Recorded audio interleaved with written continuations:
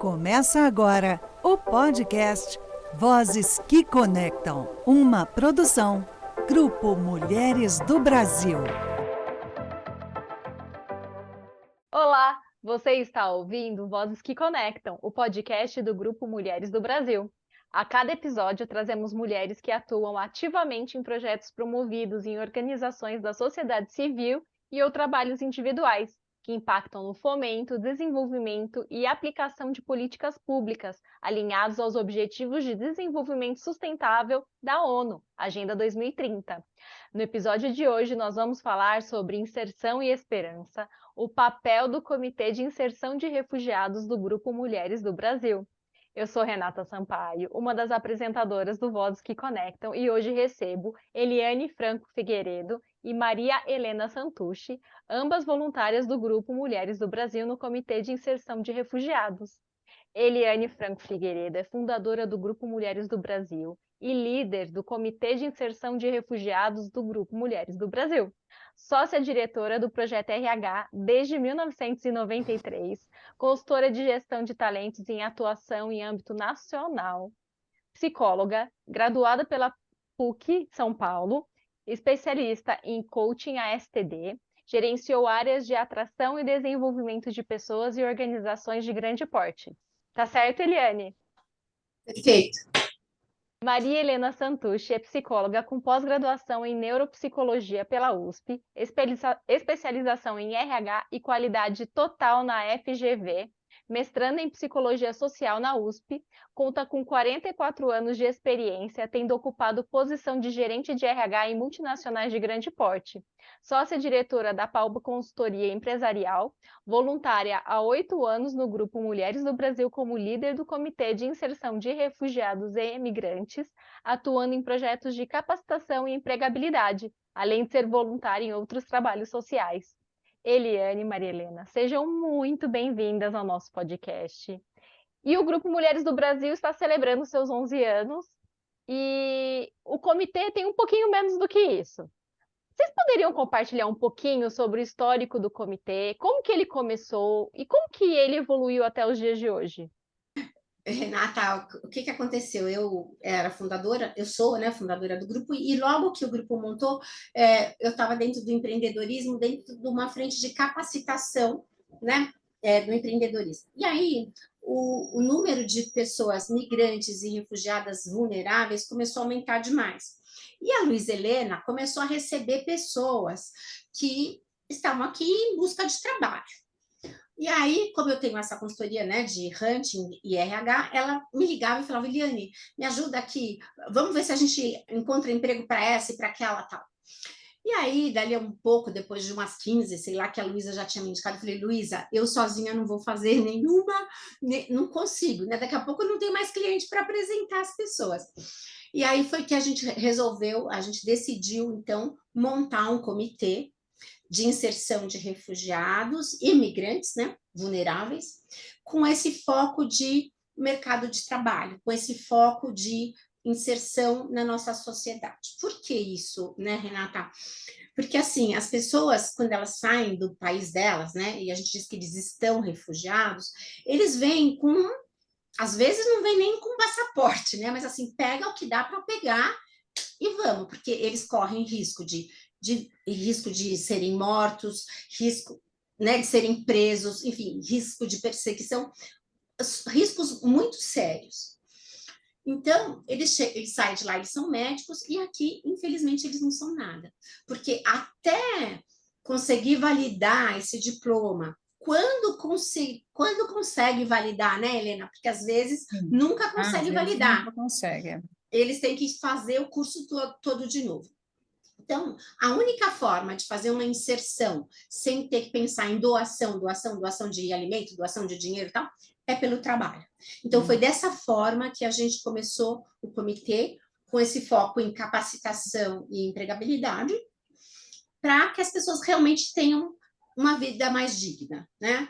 A gente até tinha logo no início uma frente de saúde também, mas a gente percebeu o seguinte: as leis brasileiras são muito boas para a inserção de refugiados, imigrantes. Então, a pessoa que chega aqui, ela, claro, que entra, né, ela tem direito a matricular os filhos na escola, ela pode usar o SUS, ela tem direito a todas as... A mesma coisa que as Família, todos os brasileiras, direitos. Uhum. tudo. Então, a gente deixou essa saúde de lado porque, né, porque a gente já tem aí o governo que consegue Dá cuidar conta dela. disso, né? E as ONGs também, que recebem de primeira mão o refugiado, acabam se ocupando disso e dando essa assistência inicial, né, nesses aspectos. Então, foi assim que a Então, gente começou, de um tem que jeito bem começar. prático, Uhum. de um jeito bem prático. Primeiro, a gente focava a gente teve logo no princípio, a gente fez alguns seminários que seriam sensibilização, alguns workshops de sensibilização de empresas que ainda não tinham escutado muito falar do tema, né? Para desmistificar um pouco o que é refugiado, né? Que refugiado não é terrorista, não é bandido, ele não está fugindo porque cometeu algum crime, né? Porque muita gente, né, falava, não, mas Acha que é refugiado isso. pode trabalhar. Então, no começo, a gente focava bastante nesse tipo de seminário, né? Juntando 100 empresas, 50 empresas, enfim. E depois que a gente começou a capacitação, acho que a Helena pode entrar, porque a gente começou a perceber que as pessoas que chegavam aqui nem sempre tinham as capacitações das vagas abertas, ou não tinham autorização para exercer aquela atividade. Foi aí que, então, a gente começou nessa outra frente de capacitação. Mais forte. Né, Uhum, sim. E aí, bom, como a Eliane me conhecia, né, a gente tem uma amizade aí de mais de 40 anos e nos conhecemos em RH. Aí ela me convidou para o Mulheres do Brasil, no Portas Abertas, eu fui, e aí já me encantei. Bom, a gente se encanta com vários projetos, né, dá vontade de atuar em todos. Eu, como neuropsicóloga, queria atuar na saúde, mas, enfim, pela nossa amizade, né, e como eu realmente me apaixonei pela causa, comecei no Refugiados e aí não saí mais, né? Porque é muito trabalho, é bastante coisa. E já tem 8 anos, né? O comitê tem, acho que 9, né, ele? um pouco mais, né?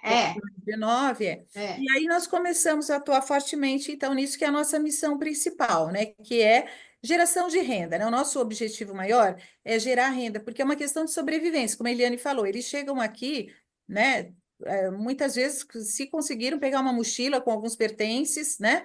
Diploma nem pensar, né? Tem algumas histórias até muito tristes de diploma que veio queimado porque a casa foi incendiada. Essa foi uma história que me marcou muito logo que eu cheguei no grupo, né? De uma jornalista que fugiu do Congo com o filho, que ela falou: eu peguei meus dois bens preciosos, o meu filho e o diploma. E ela mostrou o diploma, né, queimado, enfim. Então, eles chegam aqui com a necessidade urgente da sobrevivência. Então, a primeira coisa é o trabalho, né? Seja ele qual for, né? Um formal ou não formal, mas eles precisam ter um ganho para sobreviver. E aí nós decidimos que a nossa missão é essa, né? Ajudá-los, a assistência, como eu falei, saúde, as outras, né? Moradia e tal, isso fica por conta das ONGs, que são nossas parceiras, né? Depois a gente pode até citar várias delas, mas assim, o trabalho começou na parceria com essas ONGs, então eles que nos encaminham essas pessoas, e o nosso foco principal, então, ficou centrado na missão de achar um emprego ou de capacitar, como a Eliane falou. O diploma, então, não tem validade, é um processo demorado e custoso, porque só a universidade pública que faz, né? Então, essa é uma coisa que precisa mudar, está em vias aí de processo de mudança de políticas públicas para ajudar os refugiados, mas, enfim, ainda é assim, e aí eles chegam aqui, às vezes com uma profissão que não se aplica muito às vagas daqui, e com o diploma que ele não pode utilizar aqui.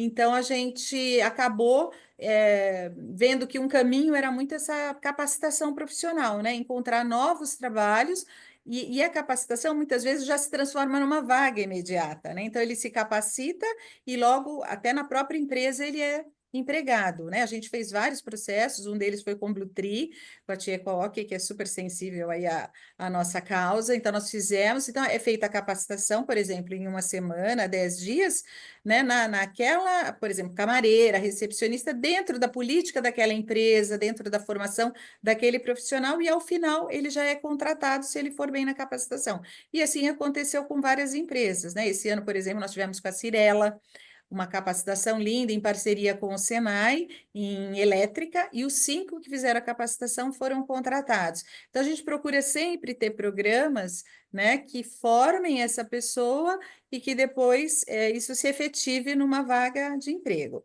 tem o outro lado também que a gente trabalha, que é o empreendedorismo. Muitos chegam aqui e são empreendedores, né? Isso eles já têm, já eram na Venezuela, né? Na Angola, no Congo, enfim. Eles, a Síria, por exemplo, dificilmente a gente vai pela via do emprego, né? Porque eles são muito do ramo de alimentos e eles têm uma comunidade forte, eles vão se ajudando. Em geral, eles são empreendedores. Aí nós criamos a mentoria, né, de empreendedorismo para ajudá-los a colocar o seu negócio no ar. Então, sempre o nosso foco é esse, né? Fazer com que eles possam trabalhar de forma empreendedora ou num emprego formal, tendo a renda para poder, né, sobreviver e seguir a vida com dignidade, né? Porque o mais importante é que eles possam ser, né, acolhidos aqui e terem uma vida efetiva, né, e digna aqui no nosso país. Isso. Eu acho que a gente nunca perdeu o nosso foco inicial, sabe? Eu acho que nunca. Sim. Eu acho que ele nasceu com um propósito muito claro, que às vezes é comum haver esses desvios de percurso, né? Eu acho que a gente aprendeu tentar cada vez mais ter empatia com essa pessoa. Eu me lembro, a Helena contou esse caso do diploma, e eu me lembro, a gente tem uma outra, a Rose Schettini, que é a líder da área de educação, né? É a nossa diretora executiva também, e ela tem uma universidade. E aí ela queria contratar uma professora de francês lá para a universidade dela. E aí, então, eu conversei com uma das refugiadas, ela era muçulmana, falava francês e tal, e ela falava assim, mas eu não quero isso, eu quero trabalhar na cozinha. Eu falava assim, mas me explica por quê? Por que você quer trabalhar na cozinha se você pode ser professora? Você já fez você tinha um trabalho, acho que ela tinha sido assistente de diplomata, uma coisa, por que você não quer? E ela, não, mas é porque eu gosto de cozinhar. Enfim, resumindo a história aqui, na verdade, pela religião dela, ela não podia exercer esse trabalho de ficar em contato com homens, por exemplo, com outras mulheres, tal. Então, né? Então, assim, no começo era meio difícil falar, mas por quê? Essa Síria está aqui faz 2 anos também, por que ela não quer trabalhar com limpeza? Aí às vezes, a gente coloca e pensa, bom, e você vai para outro país, você vai querer trabalhar com limpeza se você é pós-graduada em não sei o quê, não sei o que lá? Então, assim, eu acho que essa empatia a gente foi começando a aprender, né? Foi começando a ter mais, né? A ficar em sintonia. Também aprender um pouco mais quem realmente está afim de trabalhar e quem não está afim de trabalhar, porque é um ser humano como qualquer outro, né? Então, realmente, a gente começou dentro desses cursos de capacitação, fazer uma mini seleção, vamos dizer assim, para ver o português, né? Como eu até já tinha falado, porque ela precisa entender aquele programa, aquele conteúdo que ela está recebendo, senão é dinheiro jogado no lixo. Uhum. E também para ver quais são as condições que ela tem para seguir aquela capacitação. Por exemplo, ela tem 4 filhos, ela não tem com quem deixar os filhos, como é que ela ia numa capacitação presencial para aprender a fazer pão? Né? Ou como ela está se candidatando para trabalhar num hotel, que a escala os plantões são dias, final de semana tem que trabalhar, e ela não tem ninguém para deixar os filhos, sei lá, porque o marido também está trabalhando e não tem com quem ficar. Então, essas coisas, nesses processos de seleção simples, a gente também vê quem realmente está afim, quem pode, quem não pode, né? E às vezes nem dá muito certo. Eu estou com um caso agora, a gente tem uma capacitação de costura, que já está na 4ª edição, que é muito bacana, né? Elas se formam, podem trabalhar em casa, como ele comentou, né? Tem muitas mães que não têm, vêm sozinha com os filhos, e aqui não tem rede de apoio, não tem a mãe, a avó, a tia para olhar, não tem, né? Então, a costura acaba sendo um caminho bacana porque elas podem ter essa profissão e trabalhar em casa. Então, a gente já fez várias turmas, inclusive uma aluna da primeira turma hoje é professora da turma e é uma que faz os produtos que a gente vai falar depois. Enfim, então é um programa, mas ainda assim há dificuldades. A gente faz uma seleção para ver se realmente ela quer aquilo como trabalho. Eu estou com uma agora que tinha quem cuidasse da filha. Não tem mais, a única pessoa que ela tinha de apoio não pode cuidar da filha, ela não pode ir para o curso. Então, veja quantas dificuldades que são enfrentadas, né? Até para buscar emprego, né? A gente aqui, muito emprego você consegue por contato, né? E eles não têm contato, eles não têm rede de contato, networking, não tem, né? Então, são muitas as dificuldades que eles realmente enfrentam quando chegam num outro país, né? A começar pelo idioma, apoio, a moradia, enfim, são muitas. Mas, enfim, acho que a gente tem tentado aí fazer, né, através desses programas. A gente tem o programa de formação com o Sintoresp também, que é muito bacana, que forma, são cursos que dão para restaurantes e hotelaria, eles têm todo tipo de formação, barista, bartender, camareira, enfim, também forma muita gente, depois eles colocam no mercado de trabalho. A gente fez muita coisa, assim, em termos de capacitação. Acabamos de fazer agora uma feira de emprego, também que foi bem legal, além da sensibilização de empresas, que a gente todo ano faz pelo menos uma, né, Eli? De chamar empresas, fizemos uma em setembro, 60 empresas vieram, então empresas que não sabem, né, como é, tem esse mito, mas eles são fugidos, né, eles não têm, eles são ilegais. Não, a gente conta, traz o Acnur, traz o OIM, conta que é possível que eles tenham uma situação regular, CPF. Trazemos empresas que dão o depoimento de que já contratam e de quanto é bom, né, contratar. Inclusive, o depoimento em geral é poesia. Claro que pessoas são pessoas, como ele disse, pessoas são pessoas, tem quem quer trabalhar e quem não quer no mundo inteiro, né? Então, a gente tem diferenças de cultura também, por exemplo, a gente percebe que algumas culturas, Angola, por exemplo, eles não têm essa coisa do horário, da rotina como nós temos. Então, é toda uma adaptação que eles têm que ter quando eles chegam aqui. Então, você vê, não chegou, e eles acham que é normal, né? Não chegou no horário no trabalho, não chegou no horário no curso. E a gente vai ver, sabe? Não, eles não vêm com nenhuma justificativa. Então, a gente foi entendendo que cada cultura, a coisa do marido não deixar trabalhar, né? Então, não pode trabalhar num ambiente que tenha homem, são coisas culturais que a gente vai conhecendo e vai adaptando isso e colocando também a pessoa no caminho melhor, né? Respeitando essas diferenças. E a gente vai tentando encontrar vários caminhos aí no sentido de ajudá-los, né? A se colocarem no mercado de trabalho ou no seu negócio, né? De várias formas. E o comitê não É, ajuda só mulheres, né? Para emprego, homens também, Para emprego, qualquer pessoa da família, é. No jovem, programa de mentoria, isso, mentoria para os negócios, a gente é meio focou em mulher. exclusivo para mulheres, né? Uhum. Mas a gente precisa, inclusive, de mentores, né? Esse nosso programa, por exemplo, de mentoria para empreendedorismo, tem gente que, como a Helena falou, já sabe que quer empreender, só que a maior parte dos refugiados não empreende por oportunidade, empreende por necessidade, o que já traz mais um dificultômetro na história, né? É. Então, depois dessa fase de ideação, o que eu posso fazer? Será que o que eu vou fazer tem mercado aqui? Não tem? Ele passa por sessões individuais, isso é bem raro no mercado, né? Por sessões individuais com mentores técnicos naquele assunto.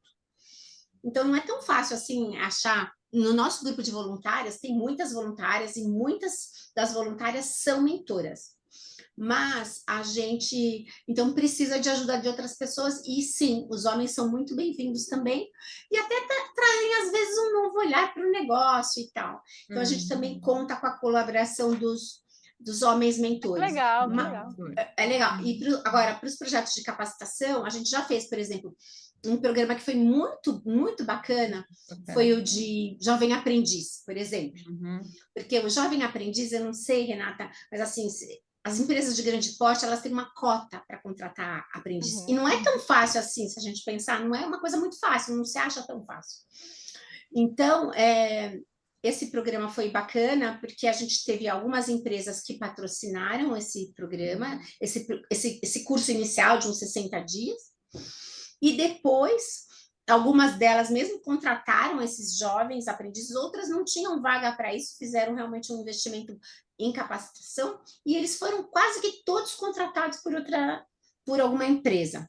E nesse caso também tinha homens e mulheres. Claro que nós somos focadas em mulheres, claro que as mulheres, hoje em dia estão chegando muitas mulheres que são mãe e pai, né, dos filhos, elas não têm um parceiro para dividir o cuidado das crianças, então elas têm mais um dificultômetro, vamos dizer assim. Mas a gente entende que quando a gente ajuda, quando a gente insere no mercado de trabalho um homem, a gente praticamente também está inserindo a família dele toda, né? A gente está trazendo dignidade para a família toda. Então, por isso que a gente também está aberta a homens em alguns programas. Do Pintor, assim. né? Da Universidade do Pintor também foi Também. totalmente masculino. A Universidade do Pintor é da Tintas Futura. Eles dão a capacitação para pintura de construção civil. E é um programa bem bacana que forma aquele pintor que você idealiza na tua casa, né? Que pinta, que não suja, que deixa tudo bonitinho. E até um deles trabalha com uma voluntária nossa que é arquiteta até hoje, bem-vindo, né? Enfim, é um programa... E ele não tem horário, porque eu tentei para o meu filho que mudou agora claro, está super reforma, solicitado, ele não né? tem... Ele já contratou pessoas para trabalhar E ainda com ele. Olha que bacana. Muito bacana. O que Então, a gente fala é que ainda eles geram, né? Esse pessoal que vem, que é empreendedor, acaba gerando oportunidade para os brasileiros, né? Então, há um olhar, às vezes, de que ele chega aqui, que vai tirar o lugar, que vai ser né, uma ameaça, mas não, né? Quem vem e vai empreender, pelo contrário, né? Oferece até oportunidades. A gente tem vários exemplos aí, né? Que estão com seus negócios crescendo e que estão contratando brasileiros, né? Importante que eu acho que vale a pena a gente falar é que a gente tem muito mais brasileiros fora, a gente tem mais de 4 milhões fora, né? E temos 2 milhões. É o dobro de brasileiros que estão fora do país, né? Então a gente não tem que ter esse olhar. Porque assim, a gente tem um pouco de mito que a pessoa vem para cá, vem tirar o nosso trabalho. Tirar o emprego, eu vou dar um outro exemplo. Vai tirar o emprego, que está ocupando o lugar de brasileiro.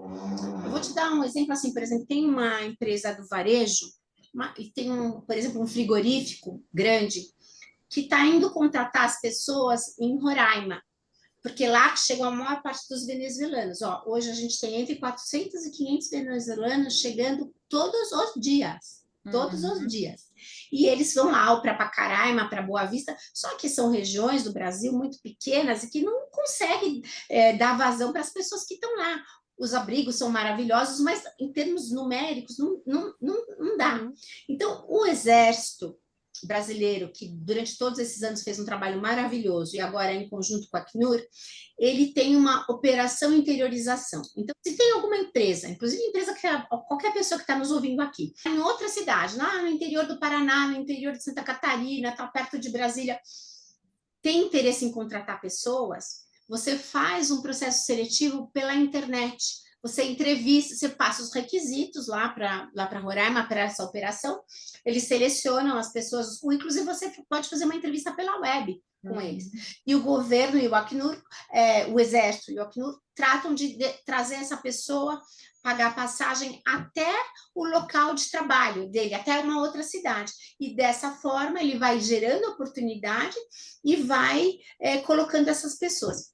Você acha que uma empresa que está lá no interior de Santa Catarina, se ela tivesse tantos brasileiros assim para contratar, eu tenho certeza que eles não fariam tanta questão, não poriam tantas vagas à disposição de refugiados, né? Então, também a gente tem que abrir um pouquinho, analisar um pouco mais se a oportunidade que a gente tem para oferecer, ou que a empresa está oferecendo, está sendo atrativa para brasileiros ou não. E aí vocês estão falando de várias instituições, empresas, ONGs, né? E como que funcionam essas colaborações? Então vamos aproveitar o gancho aqui, vamos perguntar como que funciona, tem alguma forma que elas entram em contato com vocês? Conta aqui pra gente, quem sabe quem está ouvindo está interessado. É assim, acho que a primeira coisa, assim, desde que a gente montou o comitê, Renata, a gente quis aprender mais sobre o assunto, né? A gente não vinha desse segmento, né? Então a gente quis aprender mais sobre o assunto e a gente fez parceria com a Acnur, né, que é o órgão da ONU responsável pelos migrantes e refugiados, e fomos nos aproximando das principais ONGs que atuam com foco nisso. Então, que era a ADOS, a Estou Refugiado, a Caritas, Compassiva, Aldeias Infantis, enfim. Hoje são muitas, né? São muitas, E a gente foi se aproximando porque, assim, como a gente não tem esse DNA, o nosso core não é achar casa para uma pessoa, a gente até de vez em quando faz doação de fralda, de roupa, de tal, mas esse não é o nosso foco, né? Então, se a gente não tivesse essas parcerias, a gente não conseguiria fazer nada. Então, a gente aprendeu com essas ONGs e hoje a gente trabalha no relacionamento com eles, tanto para levantar outras possibilidades de capacitação, quanto para colocar, apresentar alguns refugiados que nos procuram, que é irmão de alguém que está com uma situação específica. E, por outro lado, a parceria com empresas. Como a gente é de RH, a gente tem um contato grande com empresas. E como o grupo é feito de muitas mulheres, que tem muitos, né, em outros comitês mesmo.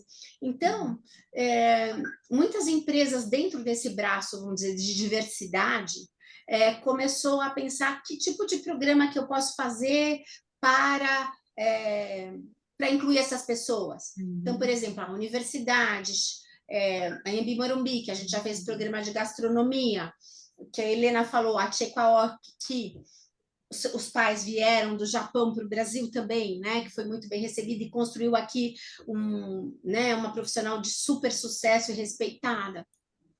Então, eu acho que essas parcerias são fundamentais. Então, o coletivo representa para a gente são alianças poderosas, né? Então, o Juntas Somos Mais Fortes, eu acho que isso... É só um discurso, né? Não é discurso, é a nossa prática. É a prática. É a prática. E lembrando que os refugiados que nós damos esse primeiro pontapé, nem é ajuda, é um pontapé para ele poder brilhar e construir a vida dele, eles são muito gratos, muito gratos. E eles também querem fazer coisa pelas outras pessoas. O bem é muito mais para nós, né, que estamos fazendo. Com certeza. É claro que eles são muito gratos, mas faz um bem, né, você poder ajudar.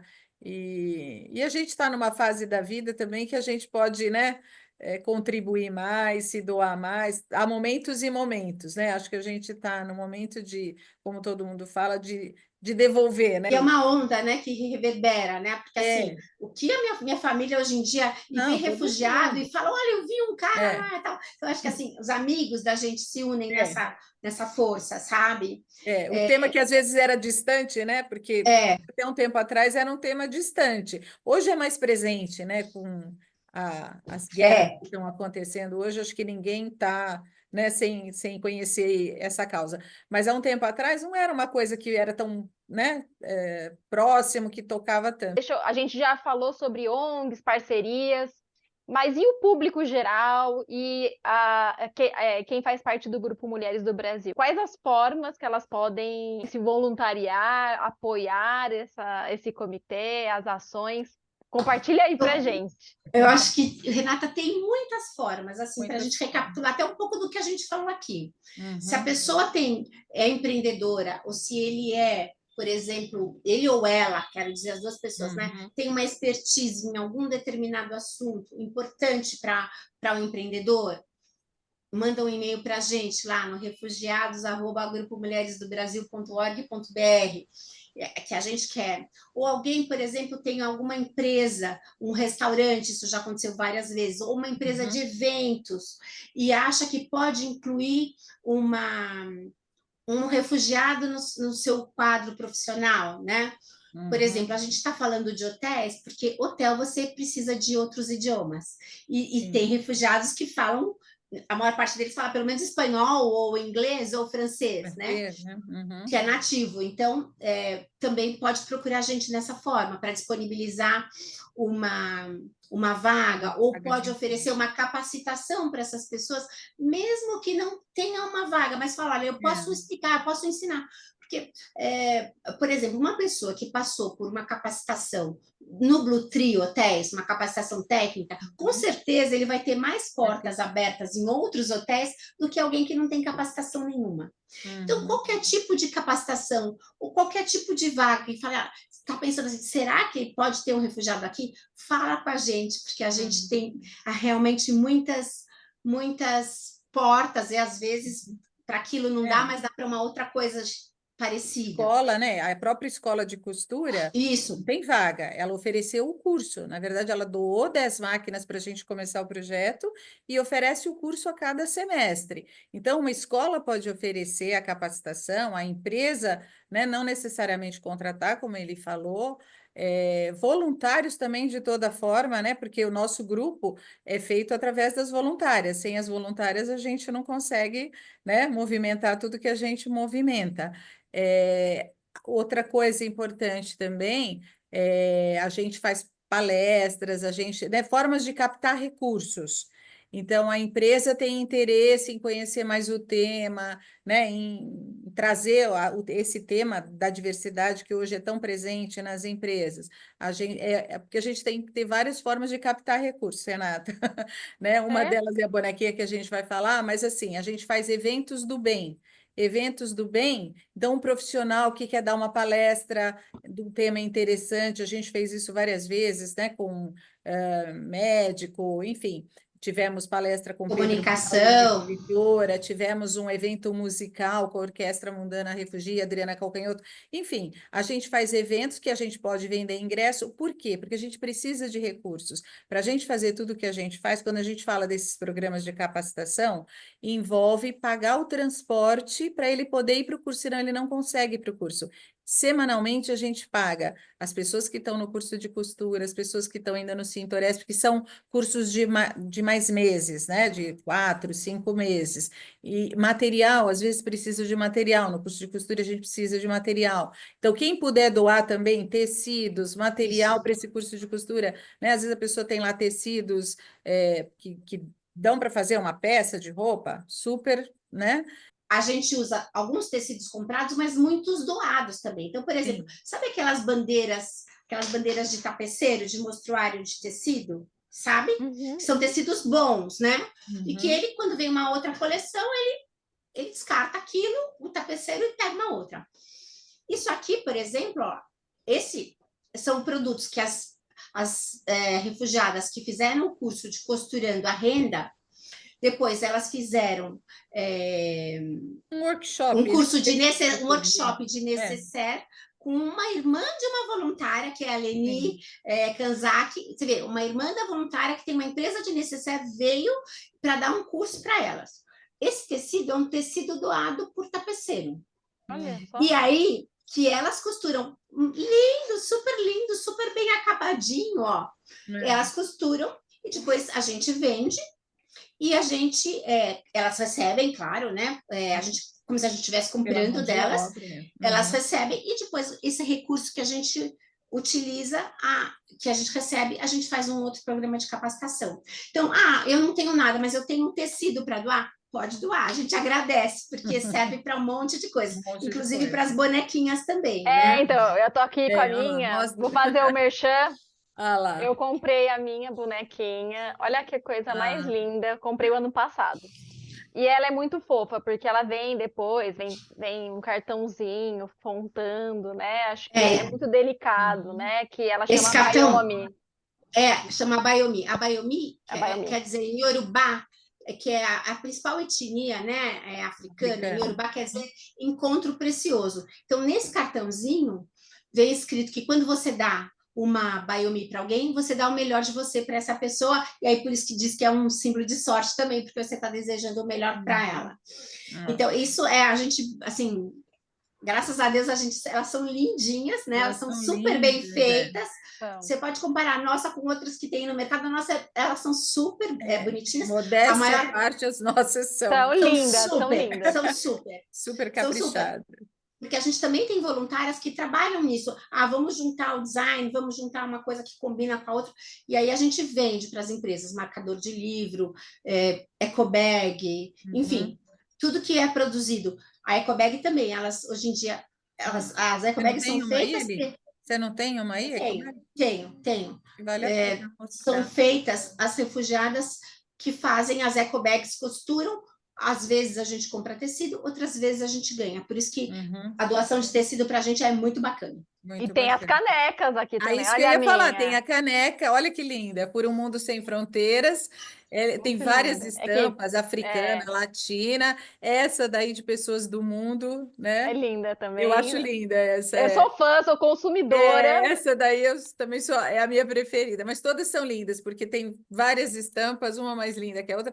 A gente fica lá delirando, né, para escolher as estampas. Sim, é difícil escolher. E aí, quem está ouvindo a gente quiser comprar, como que faz para fazer, né, para ter esses produtos em casa? Só queria falar uma coisa que é bem bacana, como brinde empresa, a gente já vendeu muito e é uma coisa legal para quem está ouvindo, é um brinde com propósito. Então, né, brindes com propósito. O brinde tem um significado lindo, tanto a baioneta como as canecas, e você está ajudando uma causa. Então, é bem bacana, dá para personalizar em alguns casos, né? Na caneca, por exemplo, às vezes a empresa quer colocar logo, já aconteceu, né? Isso. Enfim, então, além da pessoa comprar para si, eu gosto de ter sempre em casa, porque a Biomi, por exemplo, vem uma amiga que você não vê há tempo, né? É tão gostoso você dar, e elas ficam sempre, todo mundo fica emocionado quando ganha um presente com a Biomi. Mas acho que além disso, né, das amizades, dos presentes entre amigos, é um presente, é um brinde muito bacana para a empresa poder oferecer para os clientes. Hashtag fica a dica. Porque a gente está no final do ano, época de Natal, de confraternização, tá? Amigo secreto. Fala aí, Eli, como encomendar. Então, ou refugiados@grupomulheresdobrasil.org.br ou no 11 97 207 6790. Mas agora a gente tem um catálogo que a gente pode mandar, e agora a gente vai publicar no Instagram do Núcleo, né, São Paulo, o nosso catálogo com os principais produtos que a gente tem. Ah, é muito legal.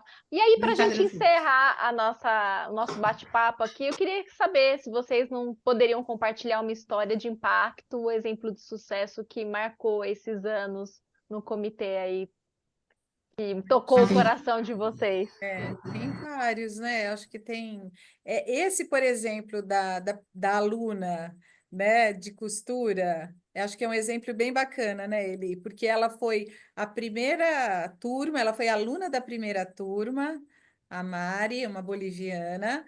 Ela começou a fazer as eco bags, que antes eram compradas prontas. Aí a gente comprou tecido, mandou para ela, ela começou a costurar a eco bag, depois a necessaire, e hoje ela é professora dessa turma. Então, acho que essa é uma história tão, né, tão bonita. Tem outras tantas, né? Eu acho que o Benoit também é uma outra história, porque assim, esse tem bastante continuidade. Ele foi um dos primeiros dessa Futura Tintas, eles começaram a guardar 2 vagas por programa para a gente. Eu acho assim que fica mais, não é uma história ou duas, mas é ver assim a vontade que eles têm de dar certo, porque eles estão aqui no país, eles não sabem até quando. Normalmente é uma longa permanência, você pensa na Síria, eles já estão aqui há quantos anos, né? Sim. E a história da Venezuela, qual é a perspectiva deles voltarem para o país deles, né? Na situação que está hoje. Então, assim, acho que o que chama mais atenção, sabe, Renata, é essa gratidão. E querer fazer o mesmo por outras pessoas. Brasileiras então, assim, ou estrangeiras também. Eu falo, todos são filhos da terra, né? Não importa essa divisão geográfica, econômica, né? Enfim. Nossa, que lindo. Mas é isso, né? Acho que a gente enxergar como. E podia ser a gente, pode ser a gente amanhã, né? A qualquer momento, né? A qualquer momento, né? Você vê quem que esperava lá, né? Nos países onde está acontecendo a guerra, tem que pegar sua bolsa e sair correndo, né? Enfim, perder seus entes queridos, Venezuela, né? Um dos países mais ricos aqui da América Latina. Pois é. Né? Então, assim, né, a gente ter esse olhar de que amanhã poderemos ser nós também. Então, né, vamos ver de outra forma. Mas é isso que nos motiva, é isso que nos move, né? É isso que faz a gente girar essa roda aí.